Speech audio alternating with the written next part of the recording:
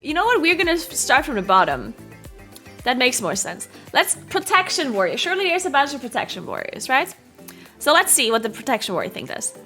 Outburst. Consuming 30 rage grants a stack of outbursts. Upon reaching 8 stacks of outbursts, your next shield slam or thunderclap are 20% more effective, or your next ignore pain is 50% more effective. Ooh, that sounds pretty cool. Avatar increases your damage dealt by an additional 10%, and decreases damage taken by 10%. Avatar instantly grants 8 stacks of outbursts. Ooh, that sounds pretty cool. Really good set, but doesn't change playstyle. Really, it doesn't? I mean, you have to play around this outburst thing, right? I feel like it does change it, no? Like, you have to see at what point you get 8 stacks, and then you have to decide, do you shield slam, or thunderclap, or do you ignore pain? By the way, this is gonna be a PvE rating, okay? I know that PvP is gonna be very different, but we're just gonna go with PvE, okay? So, I saw a lot of A's, but I also saw some B, some C. I think I'm gonna rate it on interestingness, just because I'm pretty certain that most people in chat don't know the power of it. Okay, I think most people are agreeing, so let's move on. So, Fury Warriors. Raging Blow has a 20% chance to grant Recklessness for 4 seconds. Oh, okay. Raging Blow deals 50% increased damage and gains an additional charge. Oh. Alright.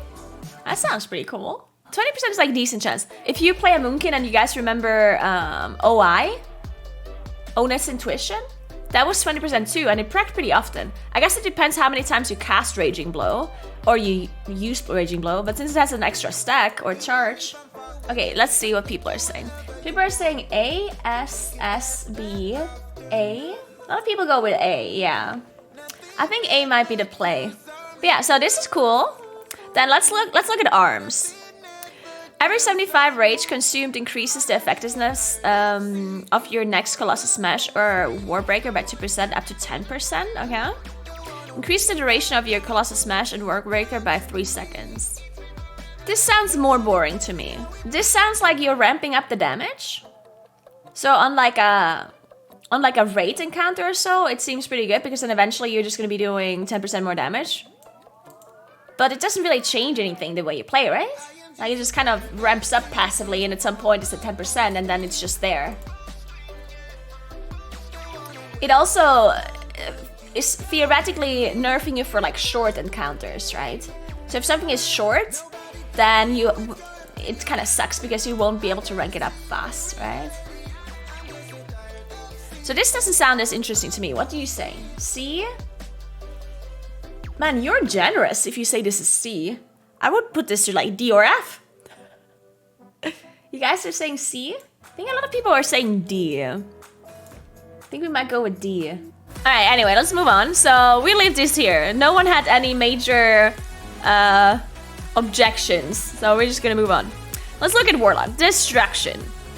Casting Rain of Fire or Chaos Bolt has a 20% chance to make the next cast of the other free. Oh my god, it's Honest Intuition! When Rain of Fire or Chaos Bolt is free, you summon an Infernal for 8 seconds? What? That's so cool! Oh my god, I love this! That sounds so cool, right? That sounds super cool. I personally really like the idea of that. Even if you don't consider the strength of it. Like, even if you don't consider how good this is from, like, a damage value, it still just is cool. Like, casting free spenders is always nice. Casting a free Rain of Fire or a free Chaos Bolt, that's always cool.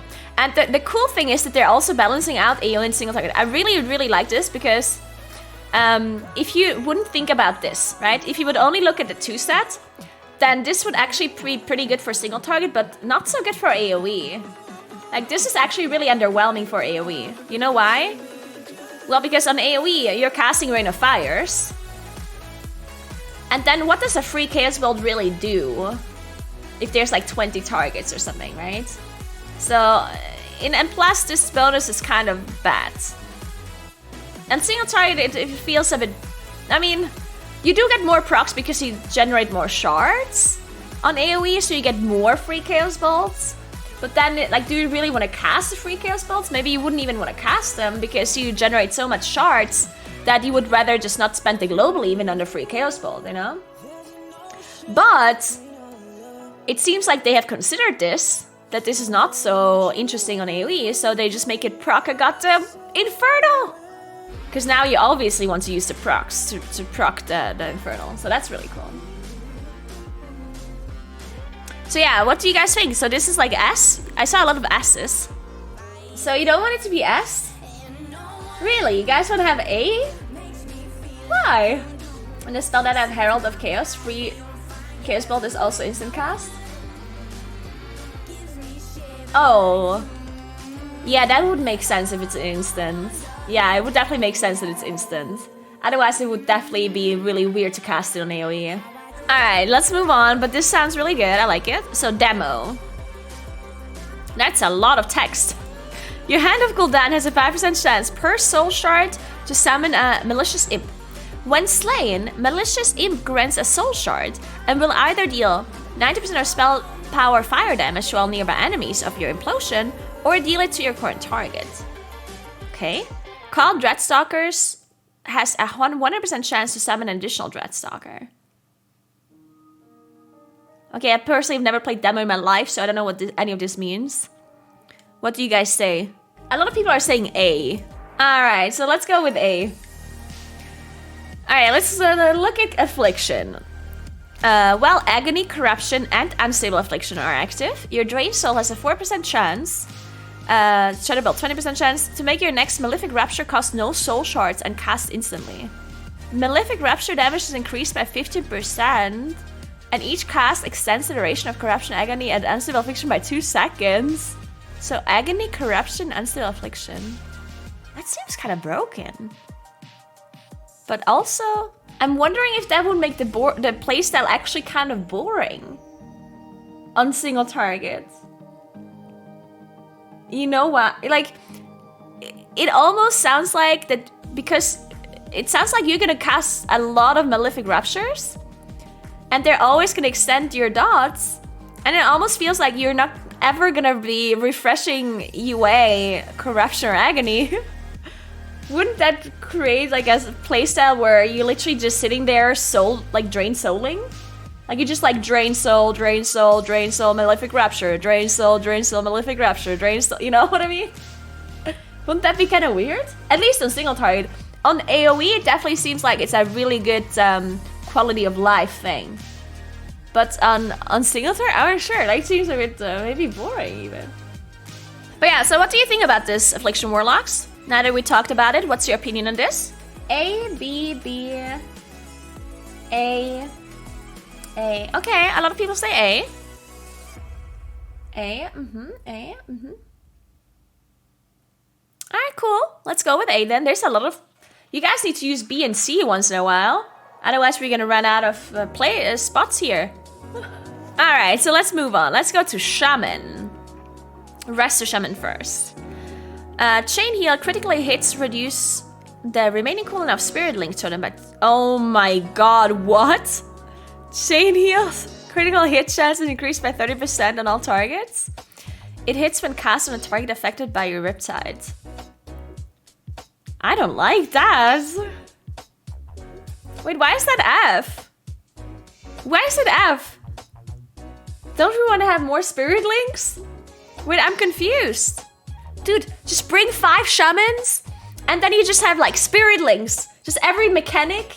It's like, oh, mechanic? Just Spirit Link. Another mechanic? Oh, Spirit Link. Another mechanic? Oh, Spirit Link. Dude, in my mind, this has like infinite possibilities in the raid, you know? You just spam the Spirit Link totems.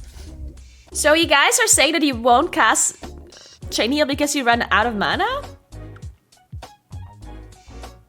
Is that the only reason you don't cast Chain Heal? Or is it actually just bad? Because they're increasing the crit, right? So you guys are saying this is shit. Okay, well, I believe you. Even though I still live in a world where you spam Spirit Links. Really, Naga. So, F you said? I see. Alright, let's move on. Enhancement. Your Feral Spirit's attacks have a 20% chance to trigger Stormbringer, resetting the cooldown of your Storm Strike. Spending Maelstrom weapon has a 3% chance per stack to summon a Feral Spirit for 9 seconds. Okay, this means nothing to me. I read the words and they mean nothing to me. So you tell me how good this is. S tier. I have a feeling that there's only like one person in chat that knows how Enhancement Shaman works, and they said something and everyone else is just copying them. Like the one single Enhancement Shaman in my chat was like S. And then everyone was like, yeah, S, yeah. Well, sure. I mean, if you like it, let's go with S. I believe you. All right, sure. We're going with S. You said S. We're going with it. Let's go Elemental. Fireheart. Casting Lava Burst extends the duration of your Storm Elemental. Fire Elemental by 1.5 seconds. If your Storm Elemental / Fire Elemental is not active, spending Maelstrom has a 20% chance to reduce its remaining cooldown by 10 seconds instead.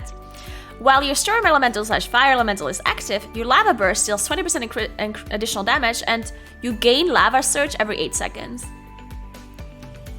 C, S, C, B. Okay. Enhanced Propaganda so they get into the raids. You know what? That might be it.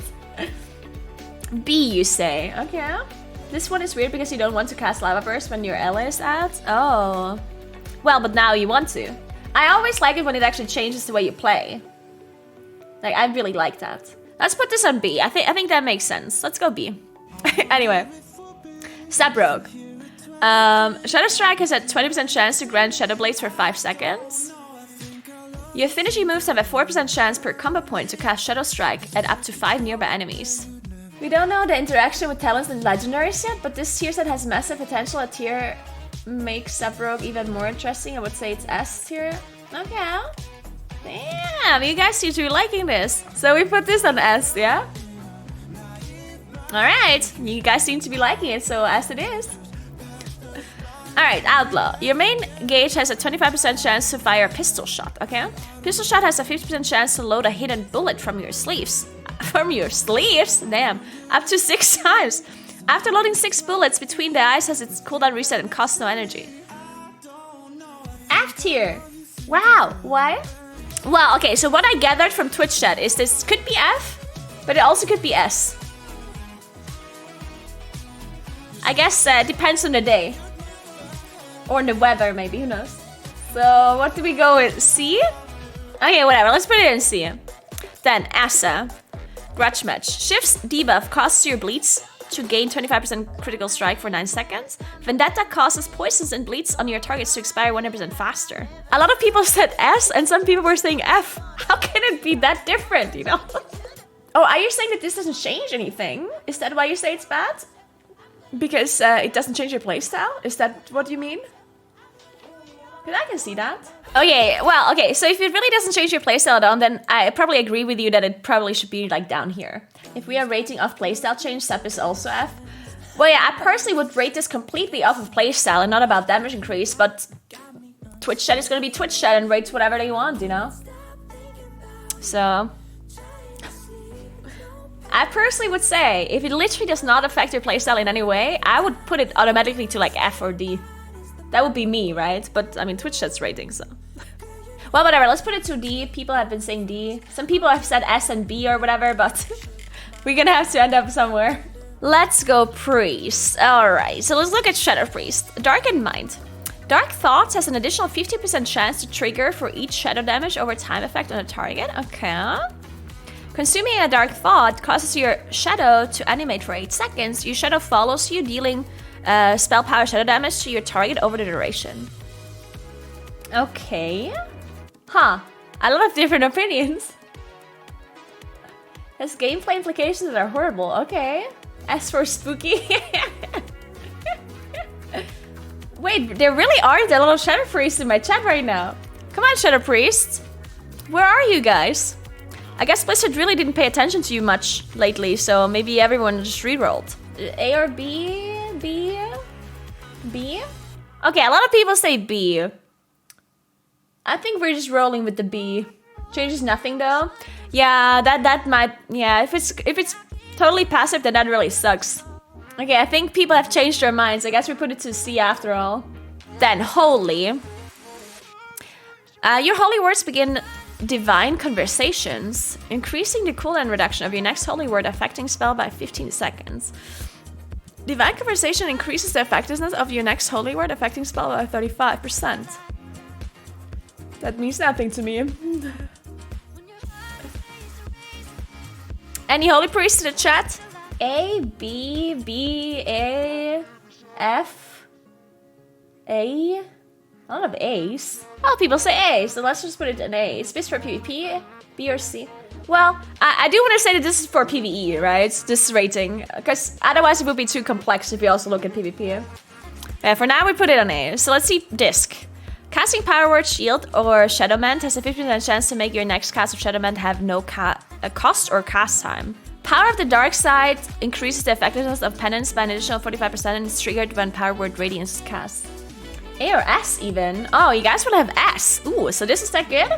So Holy lower? Would you say Holy and Disc are the same? Or would you put Holy lower now after knowing this? So Holy B. Is this better? Alright, so let's keep it like this. Let's move on to Paladin, Ret. When you benefit from Art of War, you gain Seraphim for 2 seconds. Art of War has a 50% chance to reset the cooldown of Wake of Ashes instead of Blade of Justice. I have no idea what this means. D, F. Okay, you guys need to stop trolling. What is this? Stop trolling! Annelid. A, C. C, so it's like middle? B, C? C. Maybe we go with C. I think a lot of people have said B and some people have said D, and we can change it later on if we change our minds. Look at protection. Casting Shield of the Righteousness increases your block chance by 4% for 15 seconds, taking up to 3 times. Blocking an attack has a 33% chance to cast Judgment at your attacker. What do you say about this? Good but boring? Well, I personally would... If it's good but boring, I'd put it a lot lower than S. But if you guys want it to be S, then we can put it in S. A lot of people have been saying A as well. You know what? I'm gonna put it to A because a lot of people say it's boring. So I guess some people are just blinded by its power, even if it's boring. So let's just put it down 1 tier because of that. So yeah, let's put it on A. Then Holy. Casting Word of Glory costs your next Light of Dawn to heal for 50% more and cast twice. Cannot cure more than once every 30 seconds. Each target hit by Light of Dawn has a 100% chance to reduce the remaining cooldown of Avenging Wrath by 2 seconds. Well, I guess this is S. And no, guys, there's no S+. If you want Holy to be in a higher tier, then you should have put these further down, guys. Haha, yeah. This is your mistake. Alright, Windwalker. Increases Fist of Fury damage by 40%. Of course, yeah, 40%. That seems like a balanced number. After 10 offensive spells, your next 3 offensive abilities deal an additional 22% damage.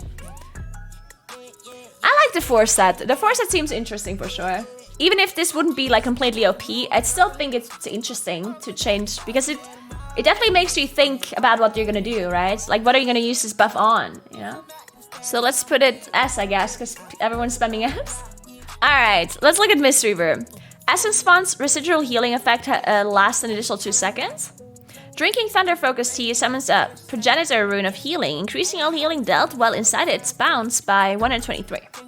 I personally don't like it when you're like when you have to stay within a certain area, but it still makes you think on when you're gonna use it, you know? Like, it makes you think of, oh, where do I drop this? Do I use it now? Or do I wait and move over there and drop it over there kind of deal, you know? But F, you guys don't like this at all? Okay.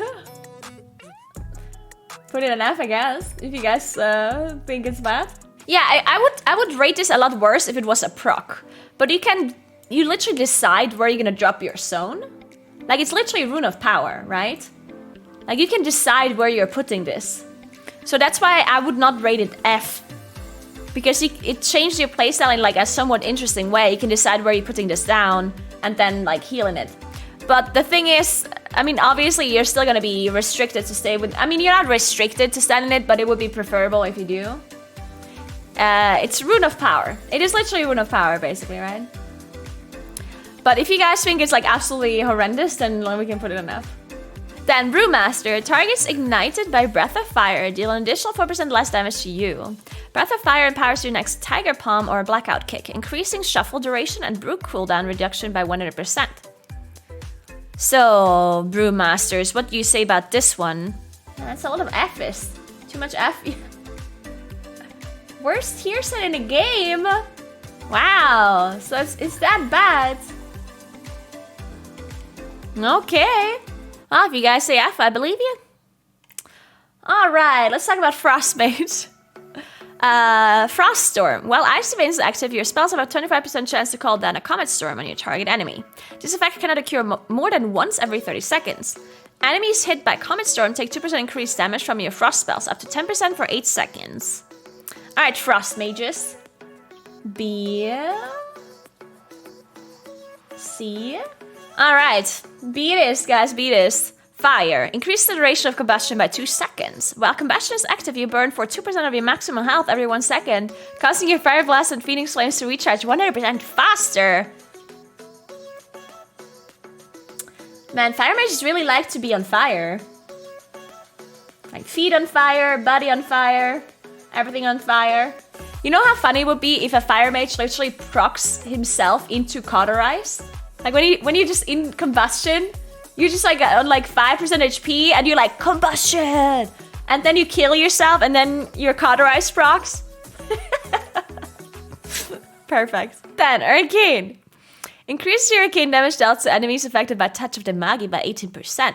After consuming 8 clear casting, your next Touch of the Magi is instant, incurs no cooldown, and lasts for 6 seconds. So you guys are saying, let's see, C, D, C, okay. It sounds somewhat interesting to me. I've never played Arcane Mage really. Well, I did, but that's a really long time ago. Oh, it's the Moonkin icon. You're right. They have the intellect buff icon. Oh my god, I literally thought it's the Arcane Mage icon. Anyway, let's move on. Survival. When kill command resets, it has a 40% chance to make your next Wildfire Bomb incur no cooldown. Your Wildfire Bombs deal 30% additional damage. This bonus is increased to 80% for bombs empowered by Mad Bombardier. Whatever that is. A. S. A. A lot of S's. Man, there's a lot of specs on S, guys. You guys must be really happy with a lot of these bonuses, which is a good sign. So let's put it to S.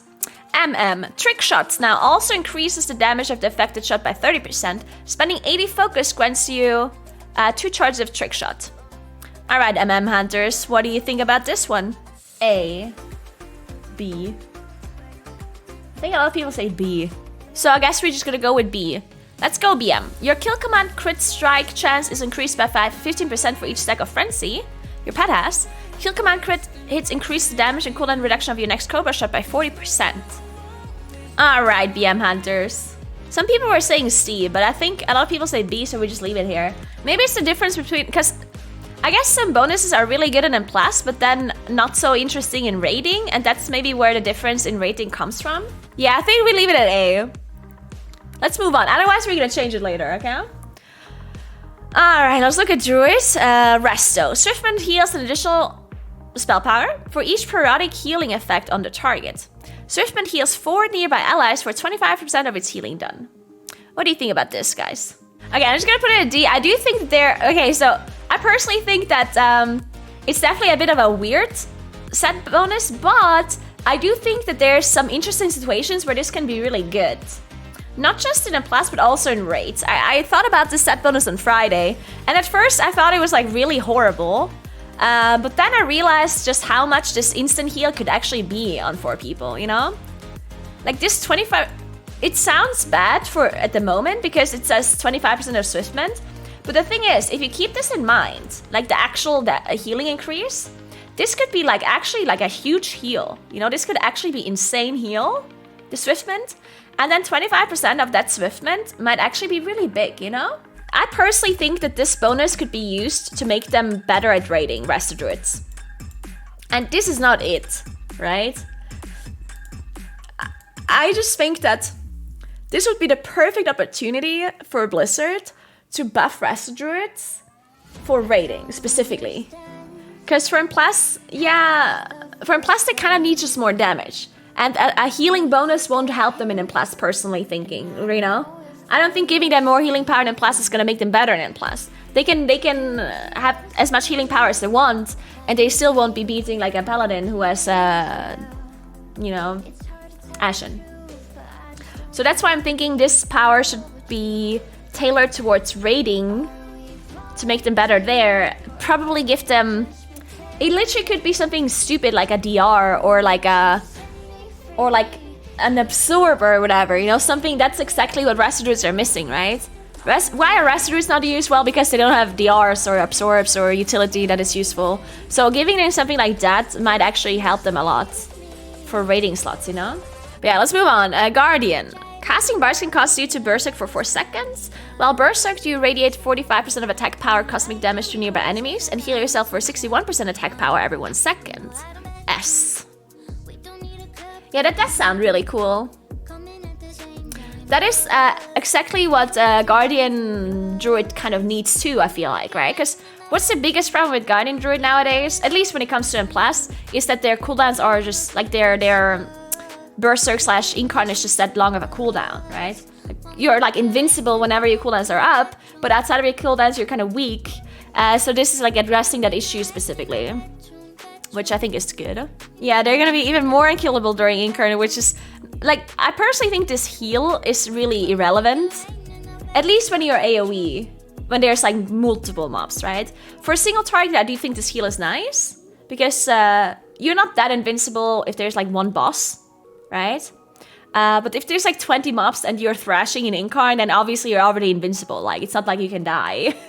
Unless you forget to press thrash. It's like, oh, I forgot to press the one button that I pressed over and over. Oh no. Maybe you just fell asleep or something. And that's why you forgot to press it. And then you die. Who knows? Anyway. So yeah, Guardian S. Let's look at Feral. Each combo point spent reduces the cooldown of Incarnation King of the Jungle / Berserk by 0.5 seconds. I want this so badly for myself. Give this to me. Goddamn, Feral's taking away my IFE. Then, when Berserk ends, you lacerate all nearby enemies, dealing 70% of attack power, bleed damage over 10 seconds. What do you think? A, D, F, A, C. Yeah, I already read this bonus like on Friday, and the thing that I personally thought was really bad was the fact that this 4 set. The fact that it procs at the end of your Berserk seems bad. I really like the 2 set, that seems really cool.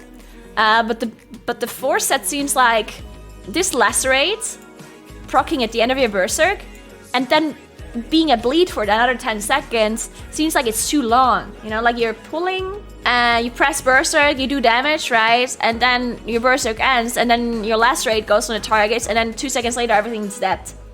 So you like wasted 8 seconds of your lacerate proc, you know what I mean? Unless you like cancel Berserk early, which definitely is not what they want, right? And I think, so maybe they should change it so it procs when you press it, instead of when it ends. So it also doesn't promote a playstyle where you want to cancel Berserk on purpose or something. But yeah, I don't know. People already like it, so... Then let's look at Moonkin. Entering Lunar Eclipse creates a Fury of a Loon at 25% effectiveness that follows your current target for 8 seconds. There's additional information I have about this, in case you guys don't know. It gives you the full Astra power, okay? So it says 25% effectiveness, but that's just the damage. So it does 25% damage, but it gives you the full Astra power from a Fury of a Loon, okay? Then, while in Eclipse, the cost of Star Search and Starfall is reduced by 20%. Alright, where do we put this? F buff Moonkin? Yes, I agree. No, okay, where do we put this? So S? Okay, let's go with S. Alright, well... I personally like the bonus because, well, there's some problems with the bonus, but I do like it because it's gonna create a playstyle where we're probably just gonna play Polestar no matter what. So our second legendary is always gonna be Polestar. And I personally really like Polestar. I think that's like the best legendary that changed our playstyle in a really fun way, because the biggest weakness that Moonkin has is that we're kind of weak outside of cooldowns, right? mostly. So having cooldowns more often is nice. Like, that feels really good, having cooldowns more often, right? So playing Pulsar is like a cool playstyle in my mind. And then additionally, if you play Pulsar, you can enter Lunar Eclipse more often. It's gonna be a little bit weird if you constantly enter Lunar Eclipse on single target, because we kind of prefer Solar Eclipse on single, theoretically. But now we constantly would enter Lunar Eclipse, but then you just like have a million Fury of Loons coming out, and then there's like Astral Power that you're generating, and then you're casting like 50 Star Surges in a row, you know? Also, this bonus might be slightly overpowered, and it's most definitely going to get nerfed. Just so you know. Yeah, this is absolutely broken, and they're for sure gonna nerf it, just so you know. It's actually just absolutely insane. If you play around it properly. It's like, it's nuts. They'll change it. They probably just nerf it. Maybe they nerf the Astral Power generation that you get from Fury, so instead of getting the full 40 Astral Power, you might get less. Or maybe they change... Also, one downside of this set bonus actually is that it's really bad on AoE. In comparison. Because what... Okay, so first of all, this one is really bad for AoE because the Fury of a Loon on 25% effectiveness is like very little damage, right? And then it does give you 40 Astral Power, but what are you gonna do with your Astral Power when there's 20 mobs? Starfall, well, yeah, okay, use Starfall. And then what? You know? What are you gonna do with the Astral Power once Starfall is already up? Star Search one target when there's 20? Like, what are you gonna do with this Astral Power? And then the fact that your Starfall is reduced, what's that gonna change? Again, you have more Astral Power, because this whole bonus here, like both of the bonuses give you more Astral Power, which generally speaking is great for single target, right? Having more Astral Power is so... I love having more Astral Power as a Moonkin. It feels so much more smooth, right? Instead of casting more fillers, you're casting more spenders, which is generally just always more fun, right? Instead of sitting there casting Wrath, you know? You're just gonna be sitting there casting more Star Surges, which is a lot more fun. It makes you more mobile. It makes you you know, be a more fun playstyle. But the problem is for AoE, this is kind of useless because Starfall doesn't stack. And if you play Stellar Drift, it even has a cooldown. So you're just sitting there having all this Astral Power, and you can't spend it on anything other than Star Surge, which is a single target spell, right? So for single target, this does seem great. But for AoE, it really does not seem great at all. And if you think about the strength and weaknesses of Moonkins, of course Moonkins are really strong on AoE when it's spread out, but on like stacked AoE, like we don't really have burst AoE or anything, right? So having a bonus that is really weak on AoE is probably pretty bad for us. But yeah, we'll see. Also, it kind of just feels bad having a bonus that is like really good on single target, but then like trash on AoE, you know? I don't know, let's talk about Vengeance. Damage dealt by Immo Aura has a 10% chance to generate a Lesser Soul Fragment. Consuming a Lesser Soul Fragment has a 100% chance to grant you 2 seconds of Immo Aura, or extend an existing Immo Aura for 2% by 2 seconds. Alright. Really depends on the Lego you have, but it has the potential of enabling more defense to these with the Fury Soul Lego, or if you're Kyrian, then more chance to increase your burst with the Blind Fate Lego. But it allows Vengeance to be more defensive without changing playstyle. I would probably put it around BC. As for damage, okay, let's put it A then. Havoc increases Blade Dance and Death Sweep damage by 20%. Every 5th Blade Dance or Death Sweep instantly refunds its own cooldown and cost. Casting this empowered Blade Dance or Death Sweep has a 50% chance to instantly refund its own cooldown and cost. This is such a fitting... I just love this so much because you know how Havoc Demon Hunters have this like stigma of like not having a lot of buttons to press? And they're just gonna be sitting there, it's like, ooh, more Death Sweeps. You know, it's like, Death Sweep, Death Sweep, Death Sweep. So how do you guys like? But to be fair, Death Sweep does feel very satisfying to press. Right? It feels satisfying. It's like your character's just like, you know, zooming around. Feels good, no? F. So we actually put it F. I'm putting it here now, guys. I'm doing it. Well, okay, F it is then. Let's see. Oh my god, now it's the DK time, god. Unholy. Every 5th Clawing Shadow / Scorch Strike cast Soul Reaper on your target. Soul Reapers grant your ghouls 20% attack speed for 10 seconds. Whenever Soul Reaper secondary effect triggers, summon an army of the dead ghoul. Alright. Where do we put this, guys? A. Let's put it in A. This is actually so funny because when I rated this last Friday, I put it on F. And you know why? Because this doesn't change the way you play. Like, it just happens. You know? Like, you do the same thing you always do, and it just happens. And I don't like it. Like, I don't like when there's a tier bonus that literally just does things, and you do the same thing no matter if you have it or not, you know? So that's why I personally put this on F. But if you guys like it, then some classes don't need a playstyle change. I mean, yeah, that's right? Some classes actually already feel good the way they are, so maybe that's... I guess you're right, like, you don't always... I personally really like it when you're changing up the playstyle once in a while, just because it gets less boring if you do that. But yeah. Let's look at Frost. Remorseless Winter grants 80% crit strike while active. Consuming Killing Machine fires a glacial advance through your target. Where do we put this? So B is fine. Oh wow, we put, look at that. We put a lot of blue specs into B. Did you do this on purpose? Did you make a color code? B for blue? Alright, let's look at Blood. Parrying an attack causes your weapon to lash out. Hard striking your attacker. Dancing Rune Weapon now summons 2 rune weapons. Hard Strike increases your strength by 1% and the duration of Dancing Rune Weapon by 0.5 seconds, persisting for 10 seconds after Dancing Rune Weapon ends. Alright, what do we think about this? S. Ooh, you like this one, huh? Lauren, there are a lot of Blood TKs in the chat right now. Alright. So now that we rated everything, I do want to say one thing real quick. Obviously, this is Twitch chat rating this, right? I had nothing to do with it. It was Twitch chat, yeah, just so you know. One thing I do want to say, though, is that it seems overly positive as, like, the first impression, because clearly the set bonus are still going to change, right? They're not going to keep them this way. But the initial reaction of people is pretty positive for most of these bonuses, which seems good, right? Like, seeing so many specs on, like, S and A, like, that's really good. And even the specs that are B or C, I mean, that's not horrible, right? Of course, there's some specs for down here that might have to be adjusted in some way, but overall, it seems like most of them seem pretty acceptable.